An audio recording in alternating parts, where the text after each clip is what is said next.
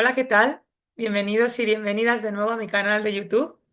Como sabéis, mi nombre es Laura Bazán, soy psicóloga sanitaria y arteterapeuta y hoy estoy aquí para explicaros y para adentrarnos en el mundo de la ira, una de las 6 emociones de Ekman, emociones básicas que Ekman describió como universales y tan necesaria como la alegría, como la tristeza, como el miedo, la sorpresa, el asco. Todas estas emociones son positivas porque nos ayudan a vivir y a sobrevivir en este mundo. Gracias a la ira somos capaces de conseguir cosas en las que nos encontramos con obstáculos entre medias. Y gracias a eso podemos llegar a conseguirlo. Si no tuviéramos ira, igual no íbamos a conseguirlo. El problema de la ira no es la ira, no es el enfado. El problema es cómo lo manejamos. Esto es bueno, un seminario, una pequeña charla acerca de la ira. Las personas que no tengáis problemas seguramente que os va a venir muy bien y lo vais a incorporar muy bien. Cuando tenéis problemas para gestionar la ira, este tipo de intervenciones, de vídeos, os puede ayudar para un primer acercamiento. Pero sí que es cierto que cuando vemos que no somos capaces de manejarlo, necesitamos acudir a un profesional. Decía Sabater que los libros de autoayuda solamente benefician a las personas que no necesitan ayuda. Entonces, bueno, yo os animo a verlo, os animo un poco a estar en contacto con el conocimiento en psicología, que es lo que nos da muchas veces la conciencia para tomar los pasos que consideremos que sean oportunos. Sea como sea, voy a intentar hacer una exposición de lo más completa que pueda, que podáis comprender con mucha más profundidad de qué estamos hablando. Pero evidentemente seguro que hay otras muchas cosas que no me doy tiempo a exponer aquí. Pero creo de verdad, creo que va a estar bien. Este vídeo creo que promete, ¿vale? Así que voy a compartir mi presentación, aunque ya sabéis que podéis también escucharlo simplemente, ¿vale? Vale, aquí lo tenemos.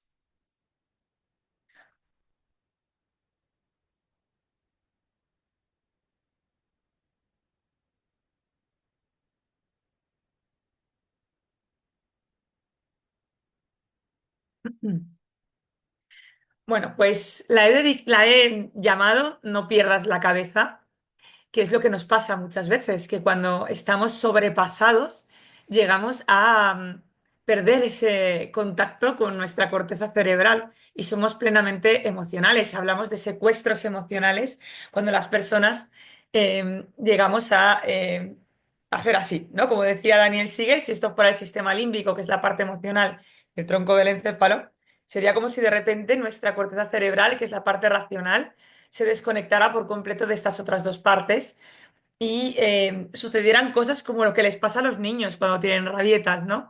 Que por mucho que les cuentes y que les hables, no van prácticamente igual es que ni siquiera se van a acordar de lo que les dijiste, son incapaces de conectar con lo que les estás diciendo, por eso ese mismo autor, Daniel Siegel, decía, conecta y redirige. Una vez que la persona esté siento, ya voy a poder hablar con ella, ¿no? Pero si está desconectado, no os molestéis en hablar porque no se va a dar cuenta, ¿no?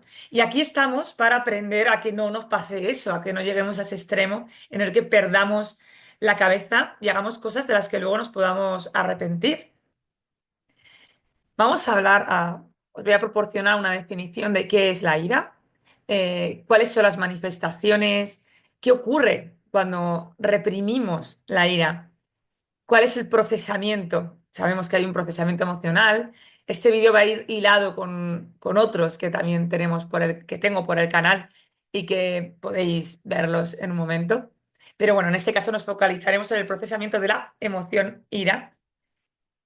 Cuando voy a estallar, qué es lo que tengo que hacer y cómo aprendo a trabajarme día a día la ira para que el golpe no sea el impacto y el golpe no sea tan potente cuando tengo una situación en la que tengo que manejar un conflicto, ¿vale? ¿Qué es la ira? Es una emoción intensa, ¿estamos de acuerdo? Que surge como respuesta a una percepción de amenaza de injusticia o de frustración. Es una reacción natural que puede ir desde una leve irritación hasta un enojo explosivo. Nos enfadamos muchas veces al cabo del día, porque muchas veces percibimos injusticias mayores o pequeñas que nos situarán en esa explosión o esa leve irritación, la frustración. Tengo que conseguir algo que además me lo merezco y yo creo que me lo merezco, pero hay un obstáculo. Me parece súper injusto que ese obstáculo ahí. Y si el obstáculo es una persona, lo personalizo en esa persona, pues todavía voy a dirigir esa ira ahí, ¿no? Vale, ¿cuáles son las manifestaciones a corto plazo? ¿Qué ocurre en el momento en el que me enfado? Bueno, pues como decíamos, la ira nos indica que podemos perder algo, una amenaza, ¿no? O que se están aprovechando de nosotros o de alguien, injusticia. O que hay esos obstáculos de los que estaba hablando que nos frustran. Ante la creencia o sensación de que tenemos una posibilidad de hacer algo contra eso, la ira activa el sistema de respuesta al estrés, aumentando la frecuencia cardíaca, la presión arterial y los niveles de adrenalina. Lo que nos va a hacer es preparar para esa lucha. Cuando creo que no puedo hacer nada y he aceptado que no tengo que hacer, que no puedo hacer nada, voy a estar triste porque he perdido ya algo. Pero la ira nos prepara para que no lo perdamos, nos ayuda a que eso no suceda. Por ese motivo nos activa tantísimo. ¿Cuáles serían las manifestaciones crónicas? Es decir, cuando estoy enfadado con el mundo porque es injusto, porque mi situación, mi situación es injusta, o porque estoy reprimido, porque tengo un cabreo enorme con mi pareja o con mi jefe, sin embargo, no puedo expresarlo porque no sé expresarlo, o porque con mi jefe igual no puedo, porque igual pongo en riesgo mi trabajo del que depende toda mi familia, ¿no? Entonces empiezo a reprimir, no puedo soltar, no puedo comunicar este enfado. Entonces empiezo como a odiar todo, ¿no? Y empiezo como a tragármelo. ¿Y qué es lo que ocurre en ese caso?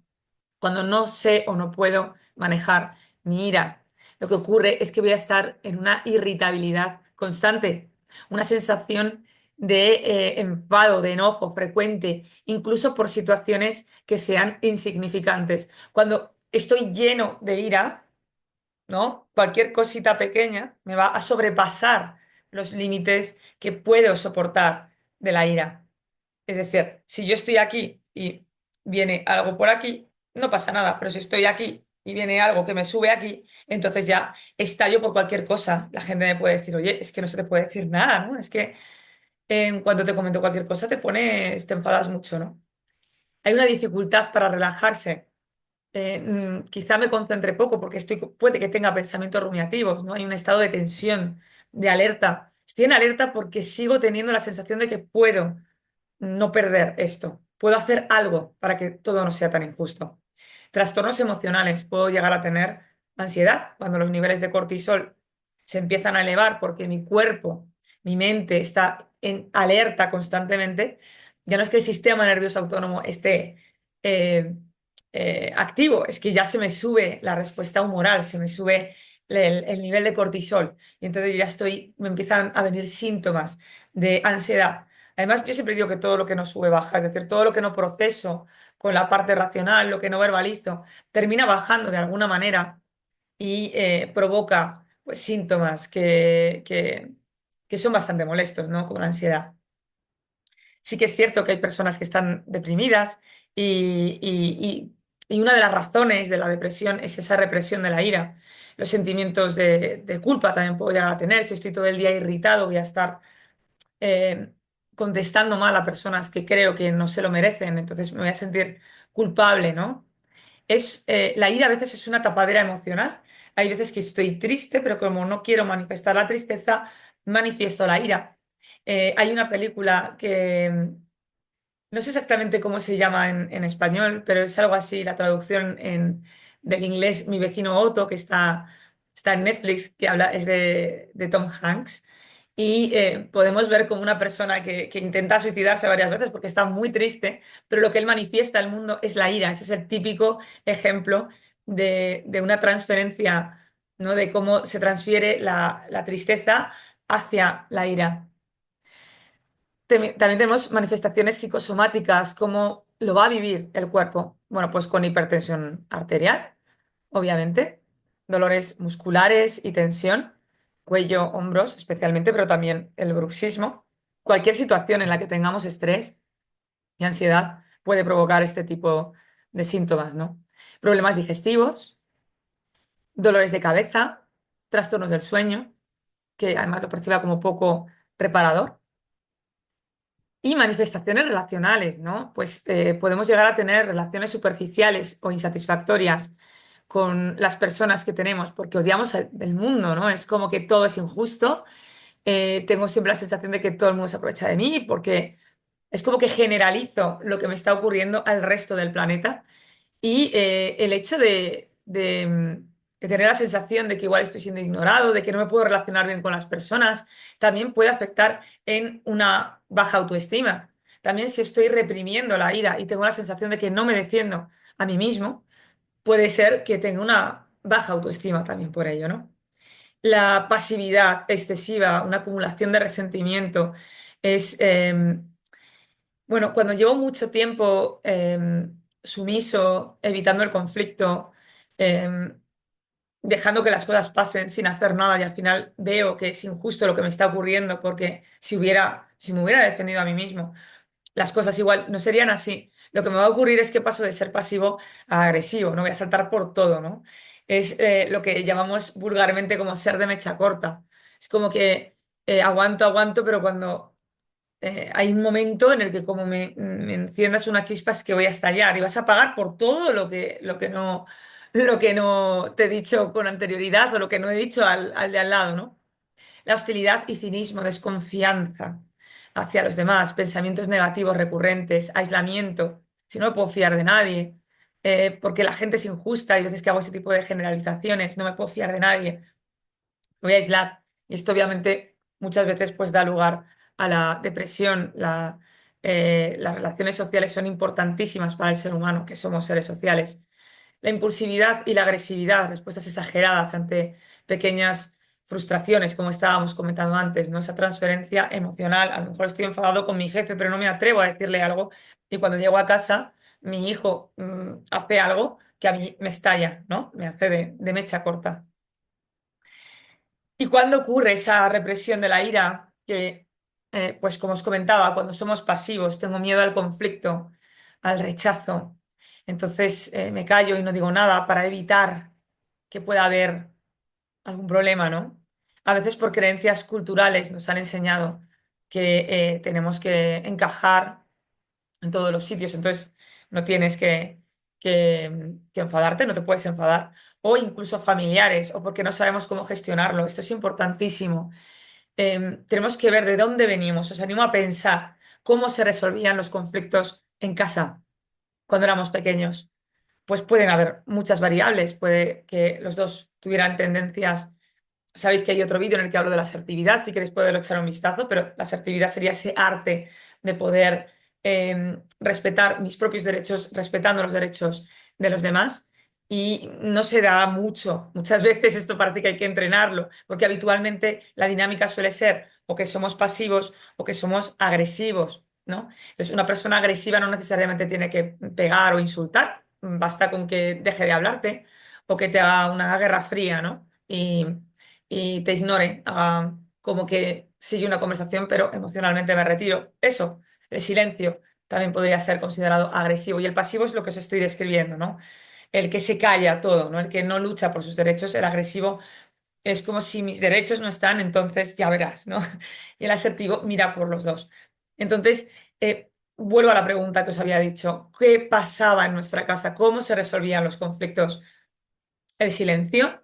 ¿O los dos gritaban muchísimo? ¿Cómo he tenido yo que aprender a sobrevivir a eso? ¿He tenido que ser pasivo para sobrevivir a mi familia? ¿O he tenido que ser agresivo para ser escuchado? O por lo contrario, mi familia era asertiva y he tenido buenos modelos, ¿no? Es muy, muy importante porque el enfado, repito, no es negativo, es lo que hacemos con el enfado.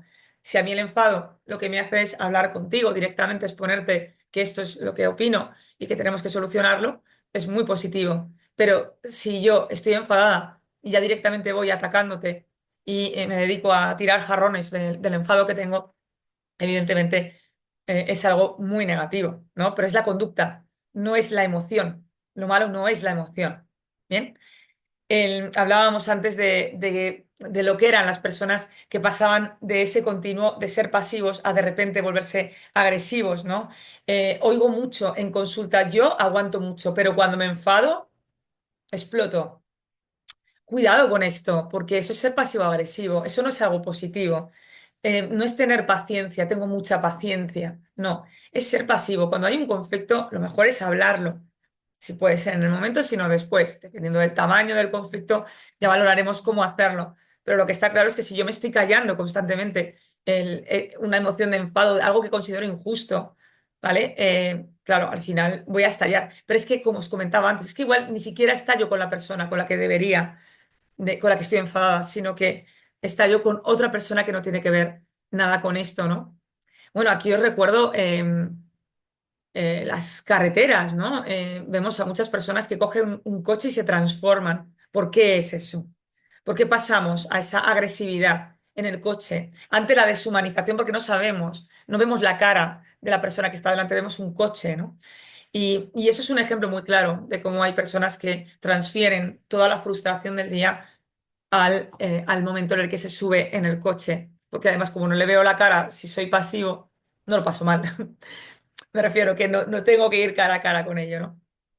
También cuando hay una relación de autoridad, y lo peor es que hay veces que es verdad que estamos en una situación en la que poco podemos hacer. Y si no tenemos el apoyo de las personas, en el caso, por ejemplo, de que haya una situación de acoso laboral, ¿no? Y ves a la persona que está aguantando porque no puede permitirse perder el trabajo y tiene que reprimir a veces esa ira, ¿no? Pero que no se nos olvide que en psicología no todo depende de lo que hacemos nosotros, sino que también el sistema en el que vivimos tiene que ver mucho con nuestro bienestar. Entonces, eso es uno de los ejemplos, por ejemplo, en el que la parte social tiene que ver mucho. Si no hace nada recursos humanos y a pesar de que me quejo, da igual, o nuestros compañeros se callan y lo permiten, pues al final, por mucho que yo haga, es verdad que a veces que me voy a tener que reprimir, ¿no? Y eso no es nada bueno. Bien, el proceso emocional. Pues como os comentaba, está en el canal. Luego os pondré un link en los comentarios de abajo para que podáis ir directamente ahí. Pero sí, es verdad que como toda emoción, la ira necesita ser atendida. Hay veces que si estoy tan ocupada que no tengo tiempo ni de pensar de cómo me siento, pues no me voy a dar cuenta. Puedo notar un malestar en el cuerpo, pero que no sé muy bien cómo traducir, ¿no? La aceptación emocional. Hay personas que no, dicen, yo nunca me enfado, porque consideran que la ira es algo negativo. Claro, entonces, ¿qué ocurre? Que como es negativo, yo nunca me enfado. Entonces, ya empezamos mal, ¿no? Porque ya hay un rechazo. Entonces, no voy a ser capaz de darme cuenta cuando sí que lo estoy. Y ahí viene el tema del etiquetado emocional. Hay muchas veces que la ira se confunde, como os decía, con la tristeza, incluso con el miedo. Nos sale la ira, ¿no? Claro, si rechazo la ira, pues directamente lo que me va a ocurrir es que posiblemente lo confunda con otra emoción. Y en el fondo lo que estoy es enfadado. Y si no me doy cuenta de que estoy enfadado, no me voy a dar cuenta del mensaje que me está dando esa emoción, sino que me voy a confundir, ¿no? El análisis emocional es esa parte más cognitiva, ¿no? Cuando ya la emoción nos ha generado una sensación en el cuerpo, aceptamos que estamos enfadados, hemos puesto la etiqueta y ahora vemos por qué estoy yo enfadada. Yo no sé por qué llevo unos días muy enfadada. ¿A qué se debe esto, no? Bueno, pues me di cuenta del origen, qué situación es la que me está generando este problema, qué mensaje me está dando. Pues los mensajes, por ejemplo, pues en el origen puede ser en el trabajo, eso es lo que ahí me está generando eh, la ira, ¿no? El mensaje podría ser, pues resulta que todo el equipo me está poniendo la zancadilla. Sería el mensaje que yo recibo. Validez, ¿es eso verdad o no?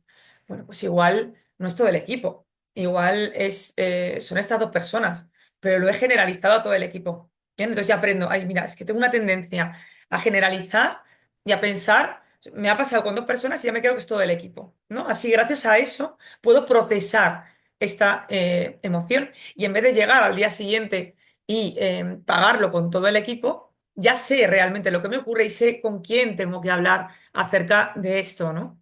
Eso sería la modulación emocional. Es decir, no voy con toda esta inundación de ira y lo pago en mi casa o con el de la rotonda, sino que voy y lo hablo de una manera regulada con esas dos personas del trabajo que me he dado cuenta que son el origen de que yo esté enfadado porque están haciendo cosas que me parecen injustas. Bueno, ¿y cómo trabajamos la ira? Es importantísimo entender lo que es un conflicto. Un conflicto no es una discusión. Un conflicto es esto. Esto es un símbolo. La persona de la izquierda está viendo un 9 y la persona de la derecha está viendo un 6. Y son puntos de vista distintos de una realidad muy amplia. Y las personas están viendo esa realidad desde puntos de vista distintos y les llega distinta información. Em, claro, podría venir otra persona e interpretar que es, yo qué sé, una letra griega o algo así, ¿no? Hay una fábula que me gusta mucho que habla de un elefante que va a un pueblo que están todos ciegos, ¿no? Entonces mandan a los tres sabios más sabios de todos y a cada uno le toca una parte del elefante. De manera que el primero describe una oreja, el segundo describe una pata y el tercero describe una trompa. Esa situación tiene distintos fines, ¿no? Se podrían juntar y decir, no, yo tengo razón. Esto lo habréis oído muchas veces. ¿Me lo vas a decir a mí? Si es que lo he visto, lo he notado con mis propios ojos. No me cuentes tonterías porque esto es una trompa. Y el otro te puede decir, mira, mira, perdona, estás súper equivocado porque es una oreja, es algo plano, no tiene que ver nada con lo que estás diciendo, estás muy equivocado. O podemos juntar todos los puntos de vista y hacernos una idea más o menos clara de qué puede ser un elefante, ¿no? Con las propias ideas. De manera que cuando hay un conflicto, lo ideal es que cada uno tiene sus razones, sus puntos de vista, sus visiones, que poniéndolo junto y escuchándonos podemos llegar a comprender eh, por qué motivo cada uno lo ve desde ahí, ¿no? Es decir, todos al final tenemos una lógica, ¿no? Claro, ¿qué ocurre cuando veo al otro como una amenaza? Cuando veo a alguien como una amenaza, puedo hacer o no me enfrento al problema, me alejo, como en este caso, vemos aquí, y paso, no voy a hablar porque paso de conflictos, o directamente cuando me enfrento, yo ya me voy haciendo la idea de lo que me va a responder y que vamos a discutir, entonces ya voy con la escopeta cargada, como dicen por ahí, ¿no? O, como vemos aquí, puedo mirar esta bomba y ponerme a mirar desde el punto de vista, desde un punto de vista del principiante, iba a decir, o de simplemente para entender, vamos a ver qué está ocurriendo aquí, vamos a comprender, ¿no? A mí me ayuda mucho cuando veo algo muy enfadado el decir, explícame qué te está pasando, porque yo no lo entiendo. Explícame qué es lo que te está ocurriendo. Te quiero comprender. Soy todo orejas para escucharte. Es muy importante cuando vamos a hablar con alguien que tenemos un conflicto, eh, elegir el momento para hablar. No todo momento vale, ¿vale? No tiene que ser aquí y ahora. Si podemos aquí y ahora bien, pero si no se puede, pues se puede posponer. Esto también es asertividad. ¿Cuándo lo voy a hablar? Igual ahora no, que estamos demasiado nerviosos. ¿Cómo lo voy a hablar? Bueno, pues a lo mejor estaría bien que lo hagamos en una situación en la que nos podamos mirar a los ojos para poder captar todo el lenguaje que estamos, que estamos desprendiendo, ¿no? ¿Dónde? Pues en un sitio, pongo después con quién, en un sitio en el que podamos hablar con tranquilidad, que no vayamos a ser interrumpidos. Hay veces que nos podemos juntar y tomar algo siempre pues introducir cosas que nos generan bienestar, puede ser una manera, ¿no? de bajar un poco, de calmar las aguas para que podamos hablar de otra manera, ¿no? Que se vea que hay un, una no me sale la palabra, que se vea que hay una intención, ¿no? De que debatamos, de que nos entendamos, de que vamos a bajar el nivel de amenaza, ¿no? Para que podamos hablar. Y como os comentaba, mejor con la persona de cara a cara y con la persona que tengamos el conflicto, no introducir a muchas personas que se puedan meter en el conflicto. Los mensajes asertivos son fundamentales a la hora de transmitir peticiones o críticas, críticas para que sean constructivas y que no destrocemos a la persona que tenemos enfrente, sino que es una manera de comunicar mi punto de vista sin dañar el tuyo, ¿vale? Entonces, el mensaje asertivo, yo lo que recomiendo siempre es dar estos pasos, ¿no? Los fundamentales serían el uno, el 2 y el 4, pero el 3 y el 5 ayuda mucho a bajar los niveles de ira, ¿no? Entonces, definir exactamente qué conducta es la que me ha molestado, porque lo que criticamos no son a personas, no son cosas generales, sino que criticamos conductas específicas que podemos describir de una manera objetiva. Expresamos lo que sentimos, los mensajes yo me siento, yo creo, ¿vale? Yo, no tú haces que yo, porque tú me enfadas, porque tú haces que yo me sienta culpable, ¿no? No es tú, o sea, decir que tú lo haces es responsabilizar al otro, obviamente le va a situar en una barrera, ¿no? Sin embargo, el mensaje yo es yo me siento de esta manera cuando tú haces esto, yo creo, ¿bien? Estoy dando más lugar a una conversación abierta con otras opiniones. Mostramos empatía. Sé que esto no lo estás haciendo con mala intención, por ejemplo. Te conozco, sé que tú también estás nervioso con esta situación.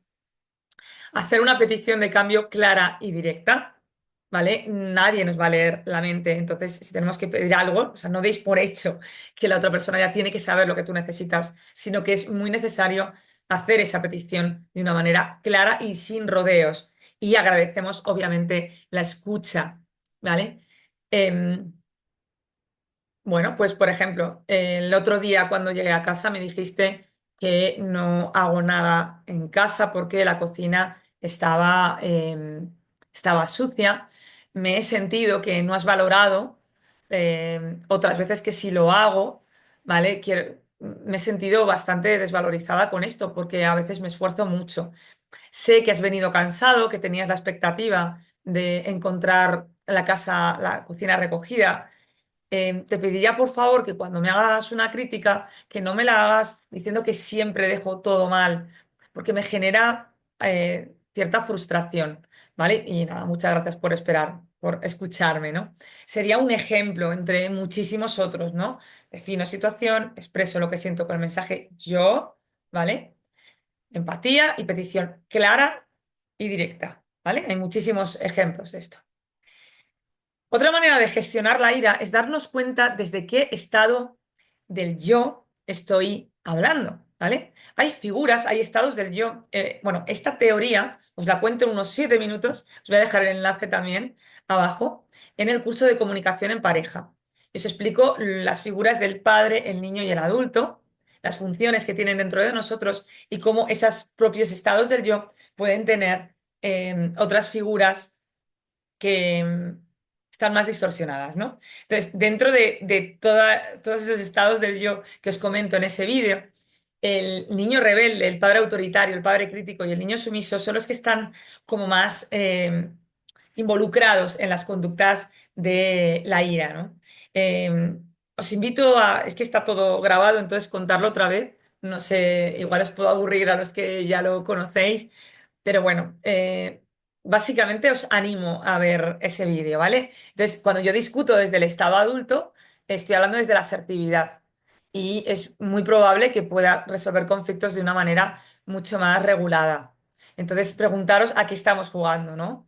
El juego psicológico es ese conjunto de transacciones en la comunicación que tenemos, en el que muchas veces nos vemos que me veo que porque estoy siempre haciendo yo de madre crítica y el otro se me sitúa de niño sumiso, ¿no? Pues eso es un juego, ¿no? Que habitualmente nos vemos, nos encontramos en este tipo de dinámicas que no salimos y que pueden estar detrás de discusiones no resueltas, mm, pues eso, durante muchísimo tiempo, ¿no?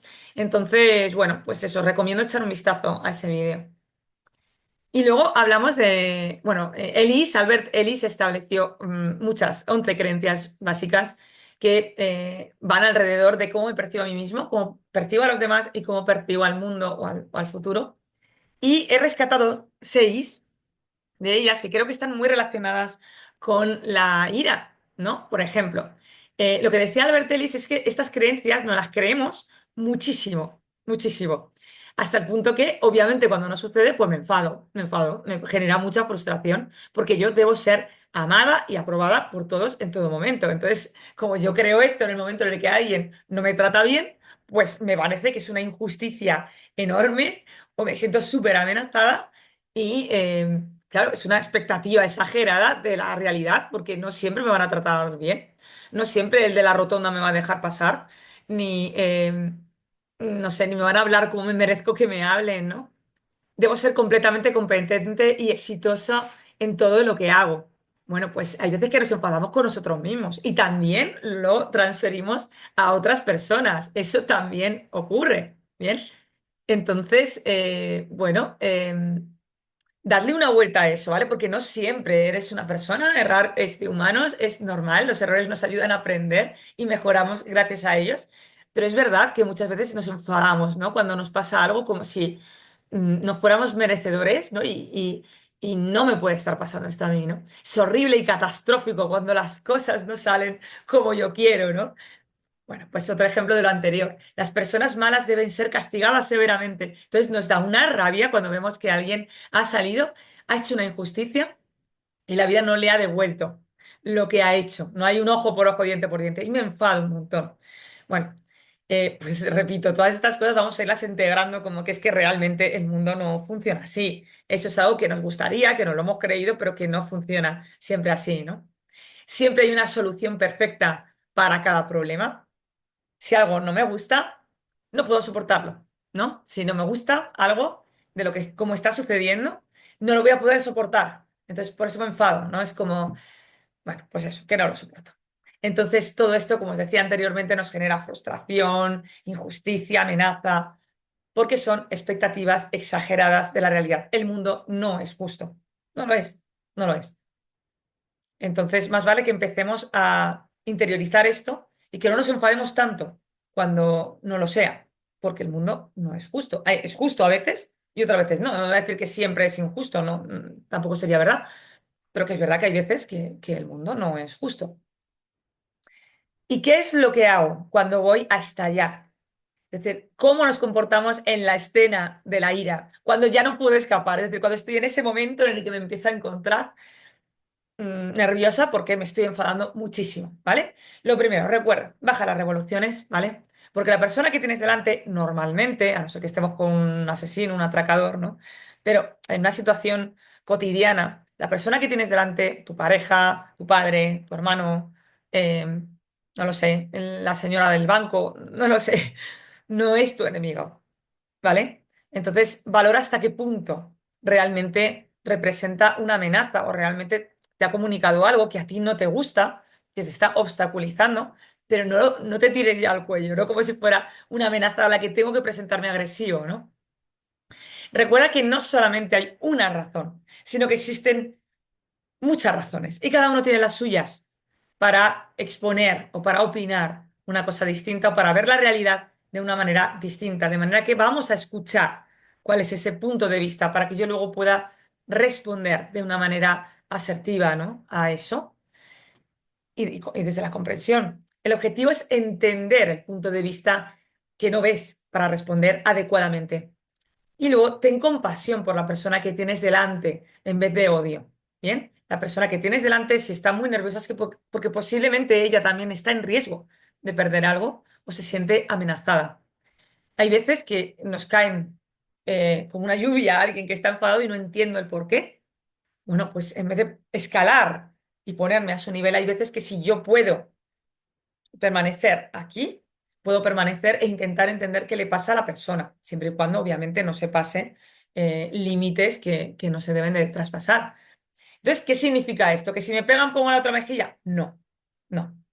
La asertividad no es siempre ir de una manera, o sea, no es ser pasivo, precisamente, ni condescendiente constantemente. Se trata de defender tus derechos haciendo el menor daño posible a la persona que tengo delante. Se trata de empezar por lo más bajo, de empezar, y normalmente los conflictos se suelen resolver así. Yo cuando me dirijo de una manera asertiva hacia un conflicto, la persona suele estar mucho más dispuesta a debatir lo que estamos hablando y a llegar a un acuerdo que si me lanzo para, pues eso, como la mejor defensa es el mejor ataque, pues no, no. no es así, ¿vale? Y aquí tenemos ciertas técnicas asertivas que nos permiten en ese momento manejar la situación. La técnica del disco rayado se utiliza sobre todo cuando vemos que hay alguien que me está intentando manipular o alguien que me empieza a levantar la voz y que no sabe gestionarse bien.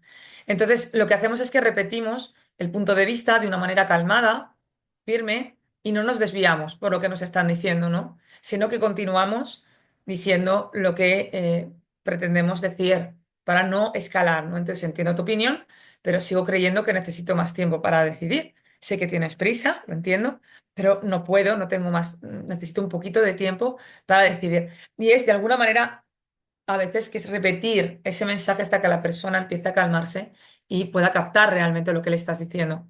Los mensajes en primera persona que hemos dicho, el yo me siento, yo creo, no el tú, porque por tu culpa, tú. La escucha empática, de esa hablamos también en los vídeos de comunicación. En pareja hay un módulo que está dedicado a la escucha empática, ¿no? Que no solamente se trata de no comprender solo las palabras, sino ir mucho más allá, cómo se siente la persona que tengo delante, y qué intenciones, qué perspectivas son las que tiene, ¿no? Entender su punto de vista, ir más allá del oír, ¿no? Muestro empatía, un interés genuino. Realmente me interesa su punto de vista, sus razones para poder comprenderlo y entonces ya luego yo te digo lo que pienso. La técnica del banco de niebla es aceptar una parte de la crítica sin ceder completamente, sin ponernos a la defensiva. Absorbe el impacto sin poner, se trata de absorber ese impacto sin oponer resistencia directa. O sea, em, sí, es pues como la niebla, ¿no? Que al final lo puedes atravesar y no hay una resistencia real, es algo que ves ahí, pero no hay una resistencia. Se trata de redirigir hacia una crítica constructiva, ¿no? Puedo aceptar una parte de esa crítica porque creo que me he equivocado y la voy a aceptar. No tengo la culpa de todo, pero de eso sí. Es decir, es verdad que a veces hablo alto, ¿vale? Eh, no creo que sea siempre, pero es verdad que hoy te he hablado alto. Lo siento por esto, ¿vale? Solo que es verdad que esta parte sigo sin estar de todo de acuerdo, ¿no? Técnica del banco de niebla. La asertividad positiva, pues expresar tus necesidades con seguridad, de lo que estamos hablando, ¿no? Con el menor daño posible, ¿no? Ofrecer opciones en lugar de exigir. Pues eso, plantear alternativas, da espacio para negociar sin imponer, ¿no? Un ejemplo, entiendo que estás ocupado, podemos hablar más tarde o prefieres que grabamos mañana, pero vamos a hablar. Es el tema. Necesito hablar contigo. No tiene por qué ser ahora, si quieres puede ser mañana, ¿no? Entonces, dentro de lo que yo quiero que es hablar, te ofrezco distintas opciones. Fundamental, el control de la voz y el lenguaje corporal. Si yo me acerco muchísimo a alguien, le estoy invadiendo su territorio y seguramente se sienta no muy bien, ¿no? Ya vaya un poco con las garras, ¿no? El nivel, intento hablar despacio, intento hablar de una manera que no levante la voz, no generalizar, bueno, eso lo hablaremos después, no es lenguaje corporal, pero ya os lo voy introduciendo, ¿no? Pero es fundamental nuestra mirada, que no se nos salgan los ojos, ¿no? Sino hablar de una manera que realmente muestre esa en el fondo, si nosotros no nos sentimos amenazados, si vamos a la persona como un interlocutor con el que tengo que llevar a un acuerdo, entonces es muy posible que me salga solo este lenguaje corporal, ¿no? Que no tenga que estar pensando en él. Pero sí que es verdad que es muy útil a veces ser consciente de ello para no caer en esto. Y el tiempo fuera es fundamental, saber cuándo me tengo que retirar. Esto es algo que repito muchas veces. Ahora os voy a enseñar un semáforo, ¿no? Pero hay veces que, mira, pues no quiero levantarte la voz, me siento excesivamente nervioso en este momento y honestamente prefiero posponer esta charla para otro momento. La vamos a hablar, pero ahora mismo no. O necesito darme una vuelta, déjame parar aquí porque no te quiero hablar mal. Y es que te voy a hablar mal, como continúe y no quiero hablarte mal porque no te lo mereces tú, ni yo me quiero poner de esta manera, ¿no? Em, pues eso, cuando vemos que el conflicto se empieza a intensificar, ¿vale? Está muy bien tomarse un tiempo, ¿vale? Porque no tenemos por qué hablarlo en este momento, ¿no?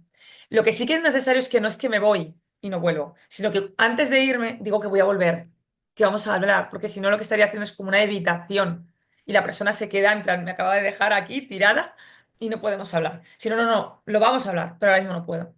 Y para eso utilizo mucho el semáforo, ¿no? Cuando estamos en verdes, cuando, pues como ahora mismo, estamos bien, nivel tranquilo, podemos hablar, estamos dispuestos, vamos a ponernos un pelín ahí de poquito de ansiedad que nos permite a veces enfrentarnos mejor a las situaciones que requieren más recursos cognitivos, como que se me ocurran cosas y demás. Está muy bien eso, pero de repente puede ser que ya me haya dicho algo, que me ha tocado una herida mía, algo que es que no soporto que me digan y empieza a ponerme mal.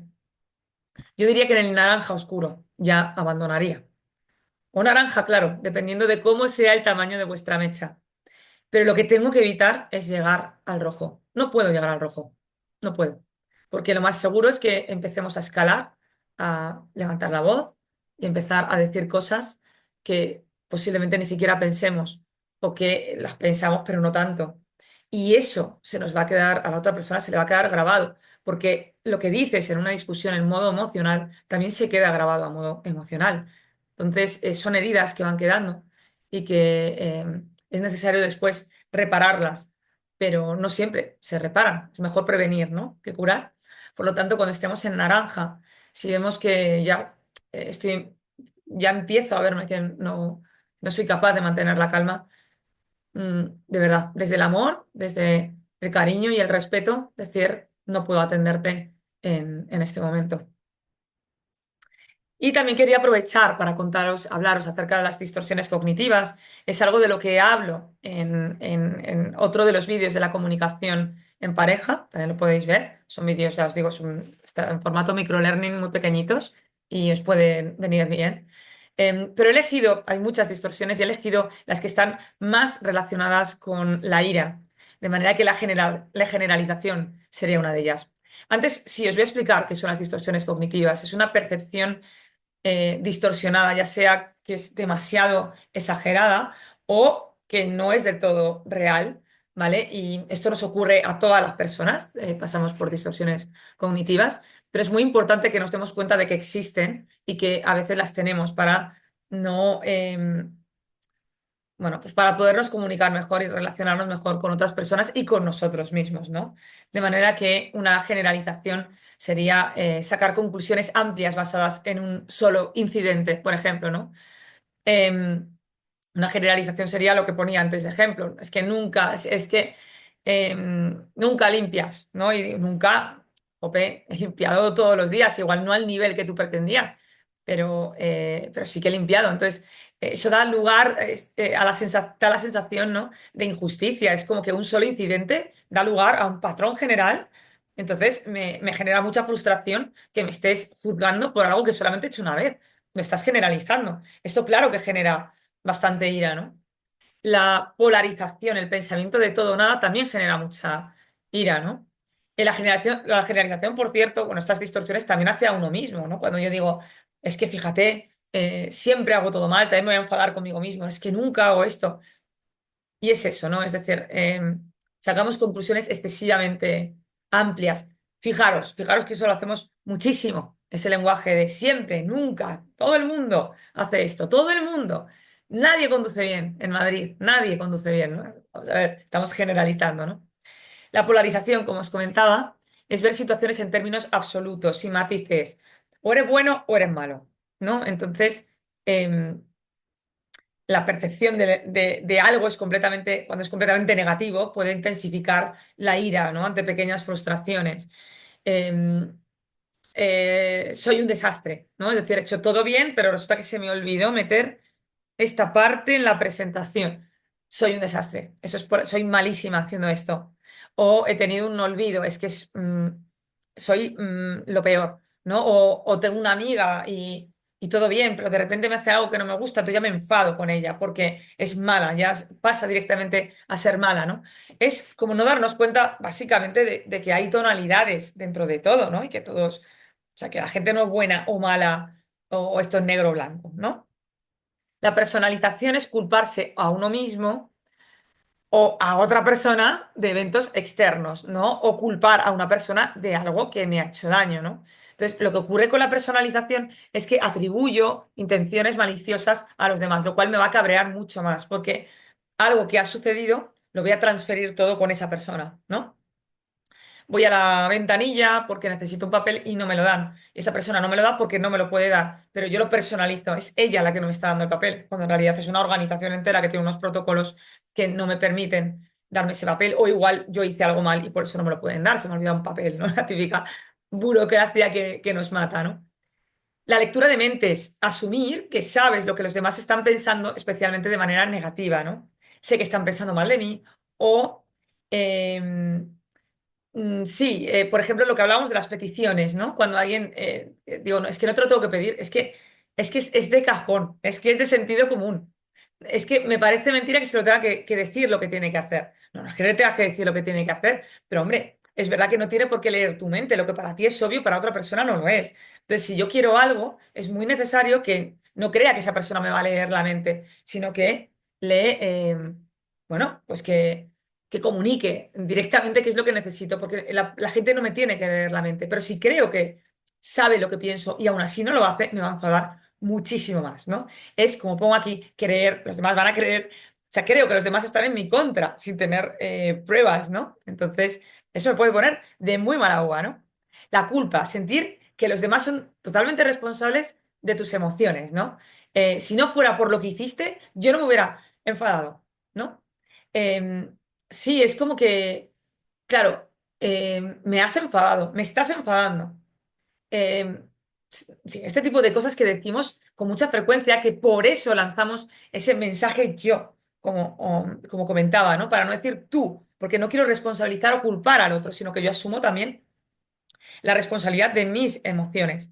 Esto es un tema, ¿no? Que sale mucho en terapia y al final todos terminamos comprendiendo, pero que al principio choca, ¿no? La gente no te hace sentir, tú tienes un filtro y dentro de ese filtro hay personas que ante la misma situación no sienten lo mismo que tú estás sintiendo. De hecho, pueden sentir emociones totalmente distintas o con menos intensidad o más intensidad de la que tú estás sintiendo. Entonces, realmente las emociones son nuestras. Entonces, yo me siento, no nadie me hace sentir, ¿no?